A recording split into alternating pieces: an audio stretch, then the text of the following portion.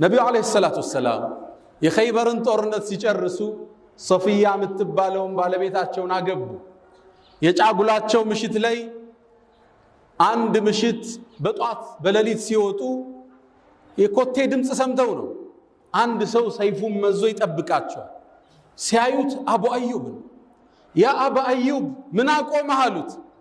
ያ አላህ መልእክተኛ ገና ከጦርነት ነው የወጣ ነው፣ መጥፎ ነገር እንዳይገጥሞት ልጠብቅ ብዬ ነው ሙሉ ሌሊት አላቸው።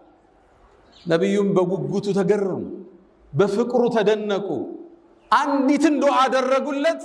እስካሁን ድረስ ዱዓዋን ያዘረዝራታል። ሐረሰከላህ ያ አቡ አዩብ ሐየን ወመይታን። አቡ አዩብ አላህ በህይወትም ሙተም ይጠብቃል ነብዩ አለይሂ ሰላቱ ወሰለም። ይሄን ዱዓ እሱ አገኘ፣ ወሰደ፣ ደረጃው ከፍ አለ። አቡ አዩብ በየትኛውም የእስልምና ዘመቻ ላይ ቀርቶ አያውቅም። ገና ነብዩ አለይሂ ሰላቱ ወሰለም ወደ መዲና ከመሰደዳቸው በፊት በይዓቱል ዐቀበቱል ኡላ ወታኒያ በጨለማ ያደረጉት ከመዲና ጎሳዎች ጋር ውይይት አለ፣ ሚስጥር እዛ ላይ ተገኝቷል። በይዓተ ሪድዋን ለአላህ መስዋዕት ለመሆን የተማማሉበት ዛፍ ላይ ተገኝቷል። ሁሉም ጦርነቶች ላይ ተሳትፏል። እሱ ነብዩ ወደ አኺራ ሲያልፉ 40 ዓመቱ ነበር። ከርሳቸው በኋላ 40 ዓመት ኑሯል። ጠቅላላ 80 ዓመት የተከበረ የታፈረ ሆኖ ኑሯል። በጀሃድ ጥሪ ቀርቶ አያውቅም። አቡበክር ጋር ዘምቷል፣ ዑመር ጋር ዘምቷል፣ ዑስማን ጋር፣ አልይ ጋር፣ ሙዓዊያ ጋር ዘምቷል። አቡ አዩብ አልአንሳሪ እድሜው 80 ዓመት እንደደረሰ አንድ ዘመቻ ሙዓዊያ ጠራ፣ የሙስሊሞቹ መሪ። ልጁንም የዘይድ ኢብኑ ሙዓዊያን የጦሩ መሪ ያደረገው። ዘመቻው እንደተለመደው የአረቡ ሀገር ላይ አልነበረም። ወንዝ አቆራርጠው የሚሄዱበት ዘመቻ ነው። ወደ አሁኒቷ ኢስታንቡል ነበር የሚሄዱት። ያኔ ቦታ ቆስጠንጢንያ ትባላለች። የነሷራዎቹ ጠንካራ ግዛት ምትባለች። ይሄን ግዛት ግን አንዴ እንደሚከፈት ነብዩ አለይሂ ሰላቱ ወሰለም ተንብየው ነበር። ለቱፍተሐነ القسطنطينية ኢስታንቡል ትከፈታለች አሉ። ያኔ የነሷራዎቹ ግዛት ነች፣ የተከበረች የታጠረች ነች። እሷን መክፈት ያልሞከረ የለም፣ ተሳክቶለት በታሪክ የሚያቀል ግን እሷ ትከፈታለች አሉ ያኔ ነብዩ አለይሂ ሰላቱ ወሰለም።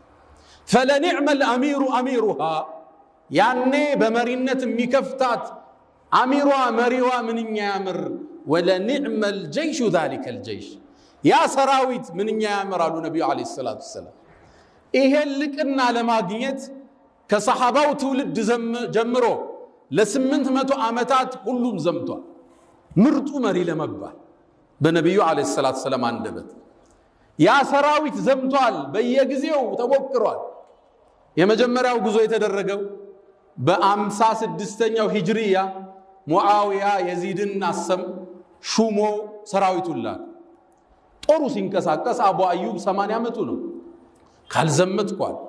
ልጆቹ መጡ፣ ሰሃቦቹ መጡ። እንዴት ትዘምታለህ? እስከ ዛሬ ታግለሃል፣ አሁን 80 ዓመት ነው አሉት። በጭራሽ አላህ ቁርአን ላይ ያለውን አልሰማችሁም?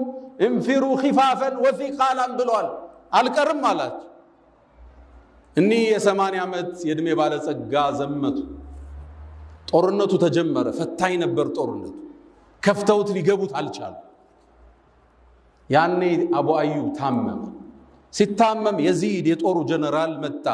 ያ አቡ አዩብ እንዴት ነህ አለው። አይ ምድን አይመስለኝም አለ።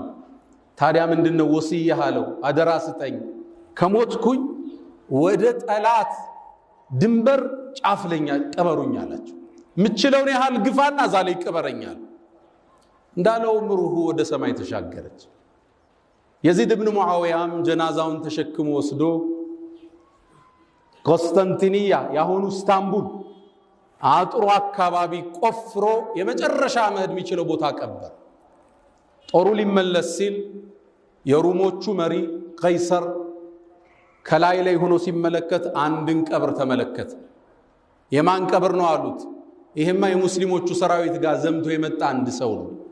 ደብዳቤ ጻፈ። ለማን? ለየዚድ ኢብኑ ሙዓዊያ።